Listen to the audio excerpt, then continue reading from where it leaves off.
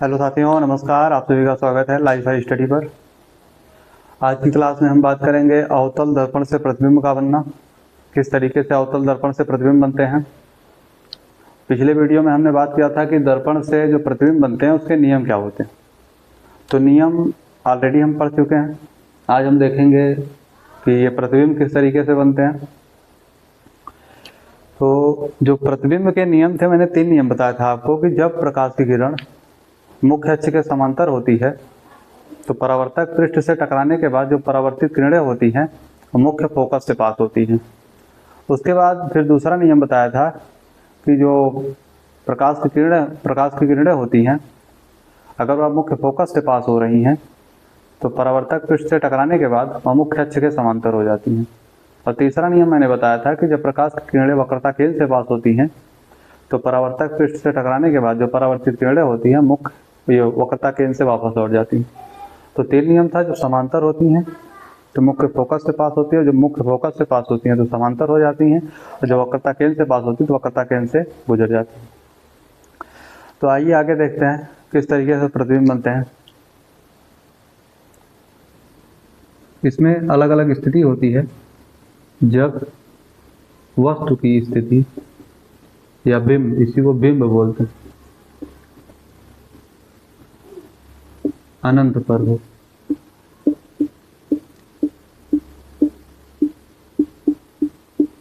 जब वस्तु की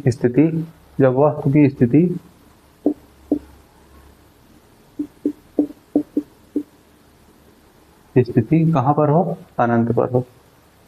देखिएगा, ये हमारा रहा अवतल दर्पण।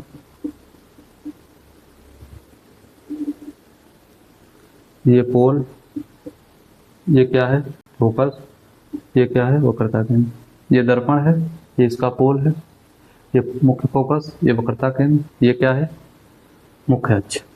मान लीजिए कोई वस्तु यहाँ अनंत पर रखी गई, ए बी, वस्तु की ऊंचाई ए बी।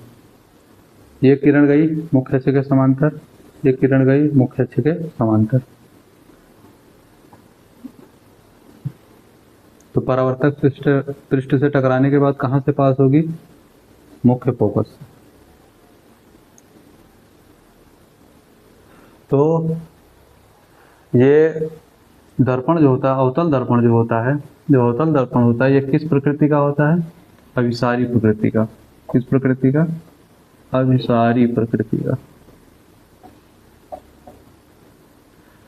यहाँ से जो परावर्तित किरणें होती हैं ये किसी बिंदु पर मिलती हुई प्रतीत होती हैं। अगर ये फैल जाए तो अपसारी हो जाता है, जो उत्तल दर्पण में देखेंगे हम। तो यहाँ पे प्रतिबिंब के बारे में हमको लिखना होता है कि किस तरीके का प्रतिबिंब के बारे में समझाना होता है। तो हम कुछ लिखते हैं, क्या लिखते हैं, प्रकृति और स्थिति, और क्या लिखते हैं, आकार।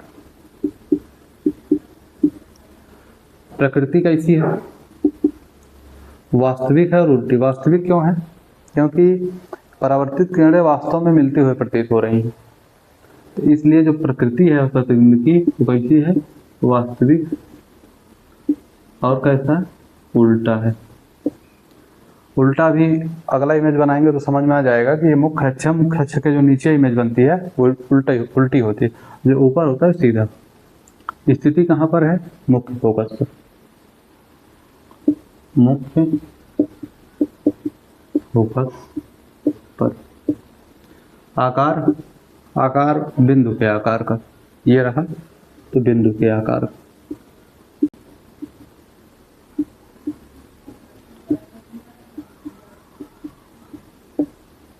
बिंदु के आकार का।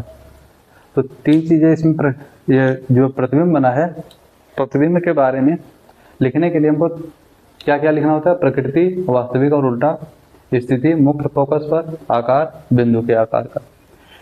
ये जो प्रतिबिंब है इसके बारे में बताया जाता है कि जो प्रतिबिंब बना है उसके बारे में बताने के लिए हमको 3 चीजें लिखना होता है, प्रकृति, स्थिति और आकार।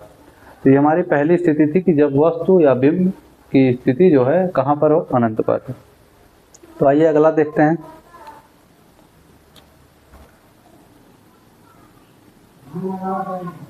ये दर्पण है,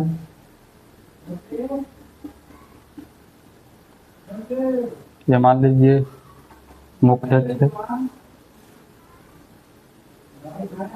मुख्य अक्ष, ये पोल है, ये मुख्य फोकस है, ये वक्रता केंद्र है। मैंने वस्तु को यहाँ रखा। दूसरी स्थिति, ये अनंत से वक्रता केंद्र से परे है, वक्रता केंद्र से दूर, या वक्रता केंद्र और अनंत के बीच। मान लीजिए इसकी ऊंचाई कितनी है, ए बी। यहाँ से एक किरण जाएगी समांतर, मुख्य अक्ष के समांतर। प्रतिबिंब बनाने के लिए कम से कम कितनी किरणों की आवश्यकता होती है, 2।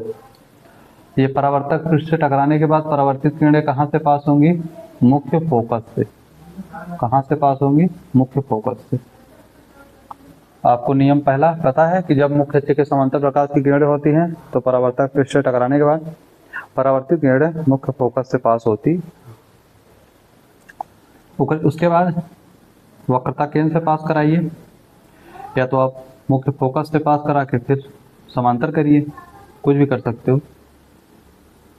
ये थोड़ा दूर बना दिया हूँ मैं, इसको आप देखिएगा। मुख्य फोकस से अगर लेके जाओगे इस तरीके से, फिर ये इस तरीके से,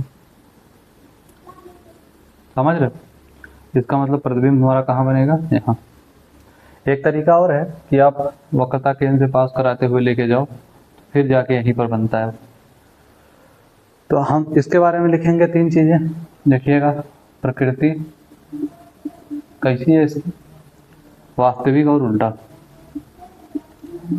वास्तविक और उल्टा। स्थिति कहाँ पर है, मुख्य फोकस और वक्रता केंद्र के बीच। स्थिति कहाँ पर है, वक्रता केंद्र और एफ के बीच, एंड एफ के बीच। उसके बाद आकार, आकार वस्तु से छोटा, वस्तु से छोटा।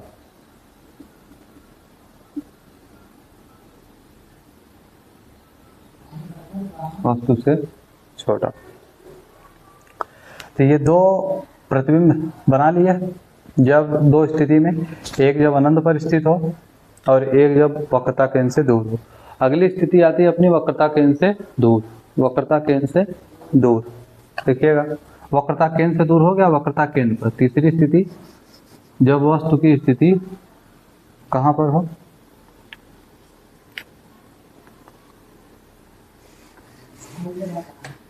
जब वस्तु की स्थिति वक्रता केंद्र पर स्थित हो, वक्रता केंद्र पर स्थित हो। जब वस्तु वक्रता केंद्र पर स्थित हो। देखिएगा, इसमें क्या था, ये किसके, वक्रता केंद्र से परे। वस्तु की स्थिति कहाँ थी, वक्रता केंद्र से परे। ये कौन से नंबर का है, तीसरे नंबर का।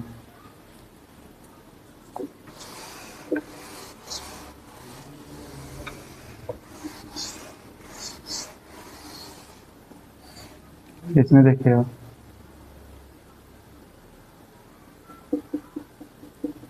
इस तरीके से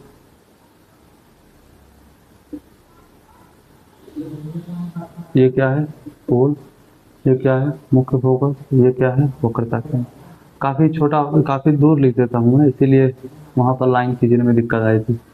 वक्रता केंद्र, यहाँ पर हम वक्रता केंद्र पर ही वस्तु को रखेंगे। कहाँ पर रखेंगे, वक्रता केंद्र पर ही। इसमें लिखने का तरीका देखिए, जैसे ये ए बी है तो ये पलटी मारेगा, तो ये ए डैश हो जाएगा और ये क्या हो जाएगा, बी डैश। तो इसलिए देखिए, अब मुख्य अक्ष के नीचे प्रतिबिंब कैसा बन गया है, उल्टा बन गया है। इसमें देखिएगा, एक किरण जाएगी मुख्य अक्ष के समांतर। मान लीजिए वस्तु की ऊंचाई है ए बी, ये कहाँ से पास होगी, मुख्य फोकस से।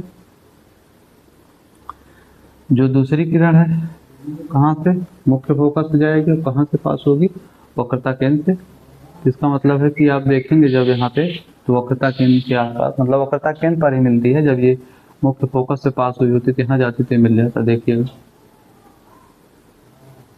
ये जब यहाँ मुख्य फोकस से पास होगा तो फिर ये आप देखेंगे ये मिल जाता है।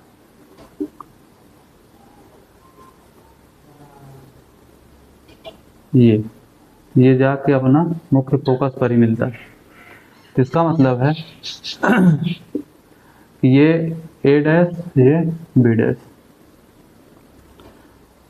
ये वक्रता केंद्र है। तो यहाँ पे तीन चीजें होती हैं, प्रकृति, स्थिति, आकार। प्रकृति और स्थिति और आकार। प्रकृति देखिएगा, प्रकृति क्या है, वास्तविक है, उल्टा है। वास्तविक और उल्टा। स्थिति कहाँ पर है, स्थिति वक्रता केंद्र पर। सी मतलब वक्रता केंद्र। उसके बाद आकार, वस्तु के आकार का, वस्तु के आकार, वस्तु के आकार के बराबर।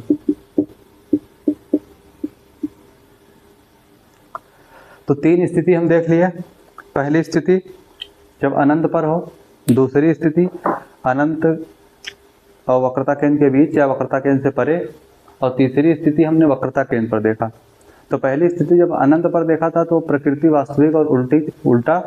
उसके बाद जो स्थिति थी वह मुख्य फोकस पर, आकार वस्तु से छोटा, क्या, बिंदु के आकार का। उसके बाद जब वक्रता केंद्र से परे किया तो प्रकृति वास्तविक और उल्टा, स्थिति वक्रता केंद्र और फोकस के बीच, आकार वस्तु से छोटा। जब तीसरी स्थिति जब वस्तु और बिंब वक्रता केंद्र पर स्थित हो तब प्रकृति जो है वास्तविक और उल्टा, स्थिति वक्रता केंद्र पर, आकार वस्तु के आकार के बराबर। तो उम्मीद है कि ये तीन इमेज जो बनाया आपको समझ में आया होगा। इसी तरीके से तीन और बनेंगे, 6। फिर उसके बाद उत्तल दर्पण में 2 बनेंगे, तो 8। दर्पण से हम टोटल कितने प्रतिबिंब देखेंगे, 8 प्रतिबिंब देखेंगे। 3 आज हो गए। तो उम्मीद करेंगे कि कल वाली क्लास में, अगले वीडियो में आपको पूरी इमेज मिल जाए। तो आज की क्लास यहीं पर समाप्त करेंगे। आप इसको अच्छे से बना लीजिएगा। क्लास देखने के लिए बहुत बहुत धन्यवाद। चैनल को सब्सक्राइब करिएगा, लगातार जुड़े रहिएगा चैनल से, आपको वीडियो मिलते रहेंगे। उम्मीद है कि ऐसे छोटे छोटे वीडियो करके आपको पूरा सिलेबस पढ़ाया जाए। इसके बाद फिर आपको और अदर सब्जेक्ट के भी टॉपिक मिलना स्टार्ट हो जाएंगे कुछ दिनों में। तो आज की क्लास यहीं पर समाप्त करते हैं साथियों। बहुत बहुत धन्यवाद।